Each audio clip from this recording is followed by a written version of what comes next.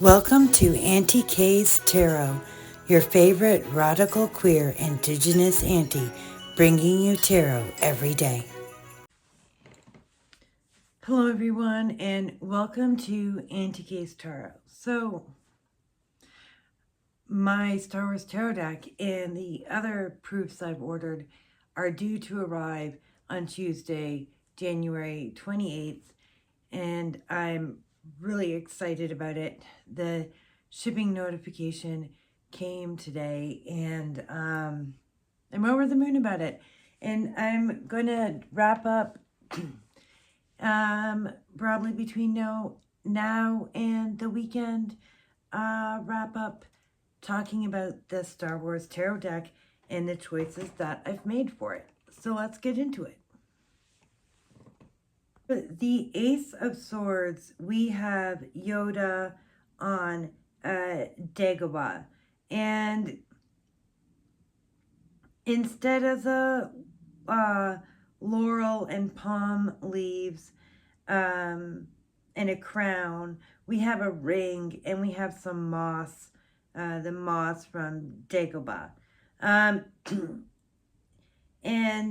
Dagobah's a swampy planet, which worked well with the brownish, greenish, blue mixture of elements going on down here.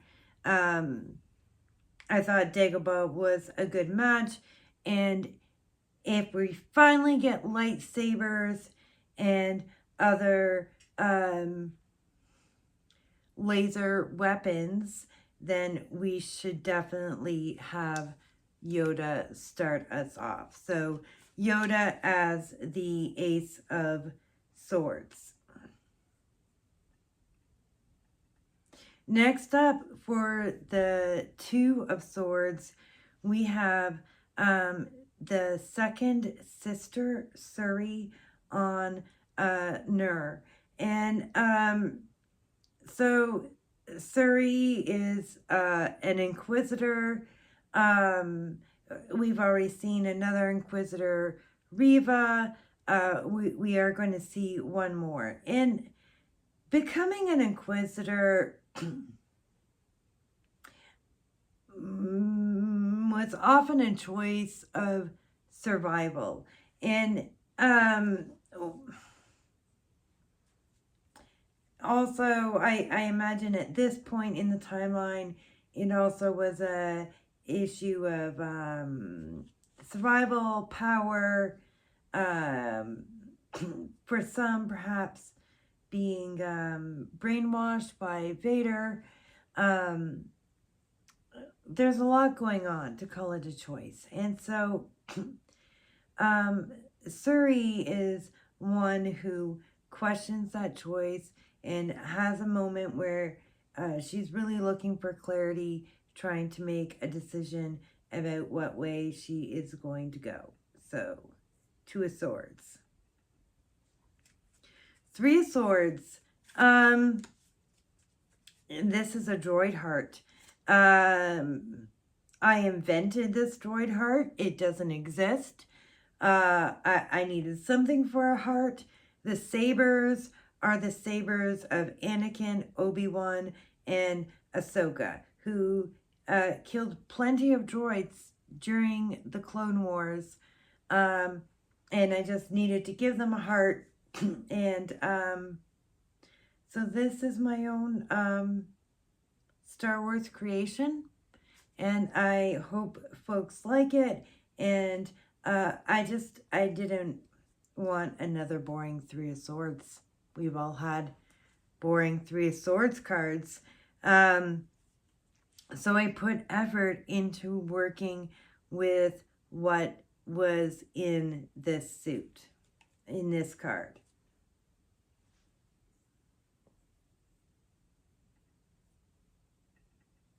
All right, Four of Swords. We have the Temple Guardian at the Lost Jedi Temple on Lothal. So Temple Guardian and the Jedi Temple on Lothal, they just made the most sense to me of being the Four of Swords in a way where I could recreate the imagery. We lose the colorful stained glass for a very subdued wall hanging on the Jedi Temple walls.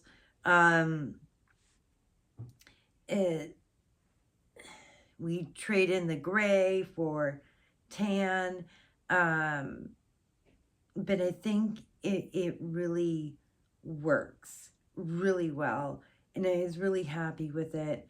I looked at various shots and angles of the training room on the Lost Temple, and pulled elements together so that I could recreate this Four of Swords and the training room so that they're both recognizable, and I think it worked out great. Okay, Five of Swords. We have V. Moradi. We have Vi Moradi infiltrating an Imperial port. It's just a random Imperial port. Could be anywhere in the galaxy. And, you know, V's there raiding it.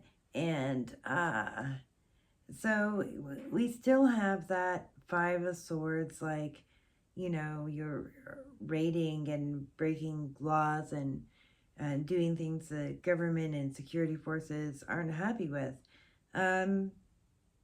Whether or not you're a bad guy depends where you draw that line. I pretty much recreated the Five of Swords, but I added this container crate in here to just improve on the art in here. You can't tell if he's with these people or not. We can tell B is not with these stormtroopers. So a container crate to hide behind just made more sense. Artistic license. And I think it's still very recognizable as a Five of Swords. Six of Swords. Refuge on Pabo. And so for this one, we have Hunter, Wrecker, and Omega. And so we have Hunter as a person who is steering this boat, and then Wrecker and Omega take the place of the woman and the child. We have various electrostaff weapons going on in the front of this boat, and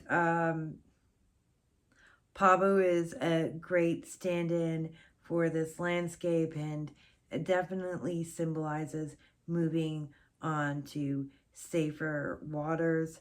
The boat, you see them use here in the Bad Batch on Pabo.